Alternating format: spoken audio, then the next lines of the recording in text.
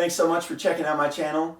Today we're going to be talking about some left hand or fretting technique for the bass guitar. I've broken it down into 4 pretty simple principles that will help you relax in your left hand, get each of your notes to sing, maybe give you a little more speed, even help you play longer gigs so our hands aren't getting tired and worn out.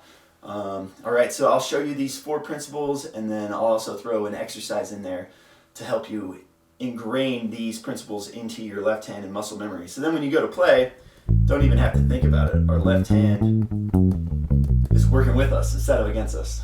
Alright, let's jump into these principles here. So the first thing to think about is just keeping our thumb behind the neck. So we want to avoid that type of thing.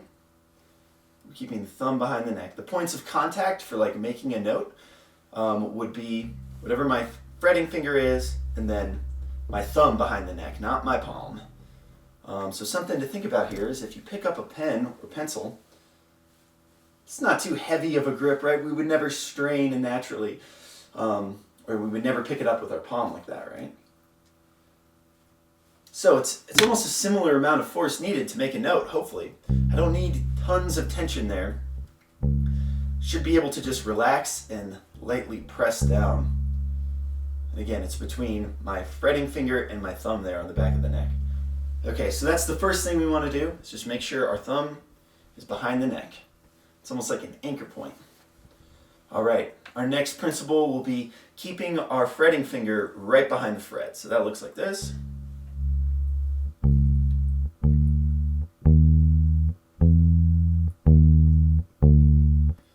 So you'll notice I'm just behind the fret, but not too much. I'm not right directly on top of it. Sometimes that'll lead to us getting that squawky sound, right, and going over into our next note. Another thing to keep in mind is we don't have any wood between our finger that we're pressing down and the fret there. You see that wood there? Just behind it. Again, that can lead to these squawky sounding notes that don't sing, right? So we want to make sure we're just like right behind it. And I can even feel the fret with my fretting finger there. Like the tip of my finger is touching the fret as well. And I think that kind of helps me keep it in place too. You can just feel it. All right, so our next one here is no collapsed knuckles or arched fingers. So that looks like this. You can see each of my knuckles is curved, and I have these nice arched fingers. What we want to avoid is this collapsing, all that tension right there. So I keep my fingers nice and arched. I think this one is really big for just keeping tension out of our left hand, helping to relax. The more I can relax when I'm actually playing music, the more my ears can be open, the more I can just be involved in the music itself and not physically straining. I think that can be a barrier, so good reason to get our left hand dialed in. All right, so our final principle today, our 4th one, is going to be what I call support fingers.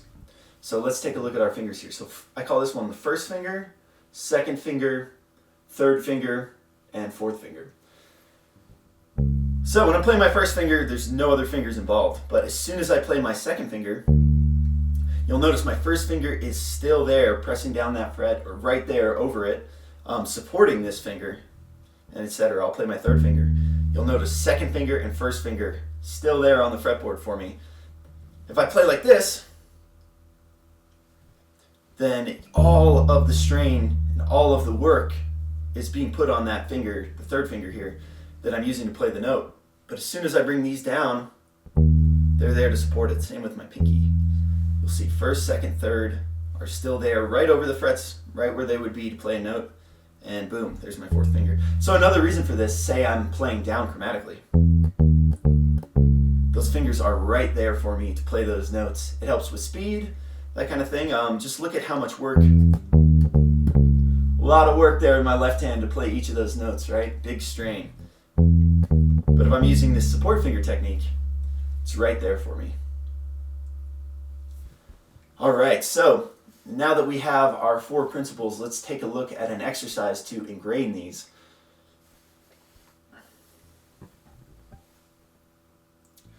All right, so what I'm going to do to start off here is bring my pinky to the 12th fret. One reason being is all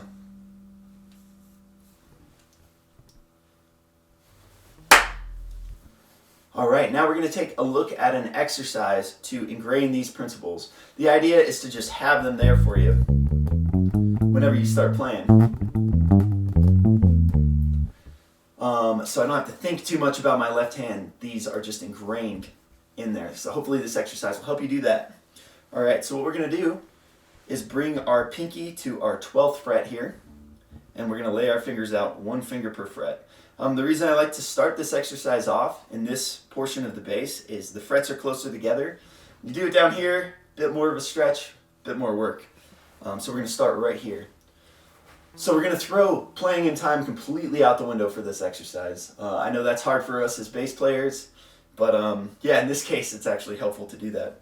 So what I'm going to do is I'm going to start on my first finger, and I'm just going to play chromatically up on my G string to that 4th finger, and then I'm going to take that same pattern, do it on my D string, etc. So that's how the exercise will go. But what we want to do on each note we play, go extremely slow here.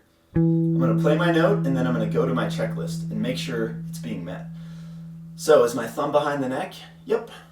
Is my finger right behind the fret? Check. Arch finger? Yes indeed. And then it's my first finger, so there's no support fingers. So I go to my checklist, make sure they are all being met, and then move on. So I'll do it again with my next finger now. Same thing, thumb behind the neck, fingers right behind the fret, nice arched, relaxed fingers, and there's my first finger supporting my second finger. Boom, so I've met the checklist, and I move on. Same thing with the 3rd finger, so simple as that. But let's say, for instance, and this was actually my case when I started doing this exercise too, that when I would play, for example, my 3rd finger, maybe my hand would look like this, something like that. All this tension. So this is kind of the hard part of the meat of the exercise.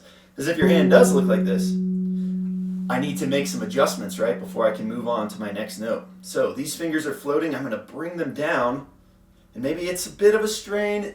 It's probably not going to feel great. Hopefully you're not like hurting yourself. If you feel any numbness or anything like that, stop for sure. But it's definitely not designed to be comfortable. So we're literally taking our left hand and reprogramming this muscle memory. I'm bringing these fingers to place and meeting the checklist. And then I'm trying to relax into it as well. That's like a really, really key part of this. So maybe for each note, it takes some adjustments for you before you can move on to the next one. But that's totally okay. And that's how it was for me at first. It's just getting a bit of consistency in with this exercise will eventually lead to the principles just being there for you, right? So let's say I'm moving on to the D string now. So checklist is met, and then I move on. Maybe I have a little bit of strain, but I bring my finger to rest, try to relax into it. Check, check, check. Boom, it's great. I'm going to move on now. There's my 3rd finger. Maybe my 4th finger looks like this. Something like that. So I'll bring my thumb back, bring my support fingers in, unclasp my knuckles. Boom, got it. And then I'll move on. So I'll do that all the way up the fretboard. Okay, so that might be a bit strenuous, and I recommend just, the key thing about this exercise is getting some like consistency on it, where if you get to do this for like 5 minutes a day, it's great. It's all about just trying to reform these habits, which is a really tough thing to do. It's like starting off doing pull-ups or something at the gym.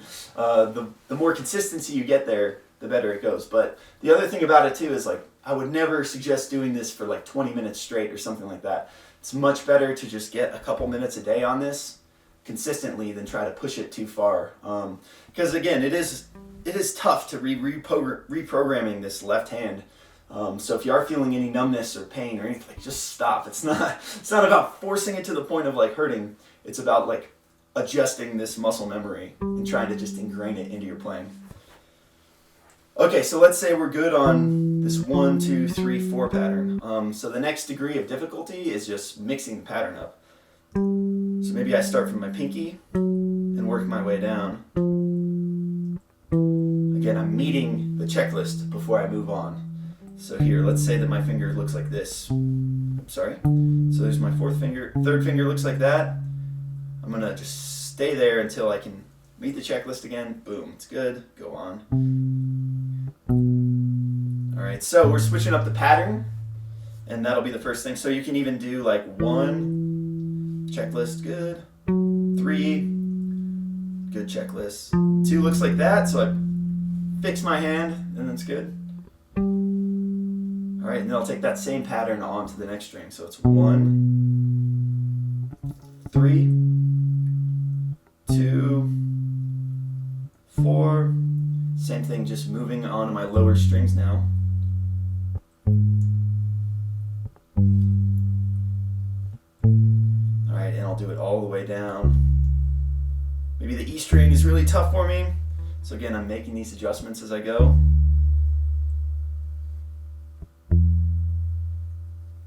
All right, cool. So once you're feeling really good about that, the next way to really ingrain this stuff is just move it down to where the frets are more spaced out. So same thing, I'll just play that exercise. And for some students, we all have different sized hands here, so if you do have to make these little micro shifts in this area to reach that other note, like maybe my support fingers aren't directly behind the frets that they would be at this section, that's okay. It's just as long as they're there, providing support, and they're ready to go for the next notes. That's the idea. All right, so yeah, after doing this for a while, you'll find that the idea again is to just have this technique there for you without having to think about it. So yeah, when I'm playing, maybe at first say you are really diving into reprogramming this left hand, and I think it's really cool to devote an exercise to this where I'm hyper focused on these principles and really ingraining them. But say I do that in the morning and then I'm playing with my friends in the evening, jamming out with them. I would say just let all this go and jam and have a fun time. And maybe your hand looks a little different while you're playing. Maybe you still have some of those habits. I wouldn't get too worried about it. I would just enjoy the music. And the idea is if you really hyper focus and get the work in on this consistently, that eventually, without even having to think, all these principles will be there for you in your left hand. All right. Have a great day.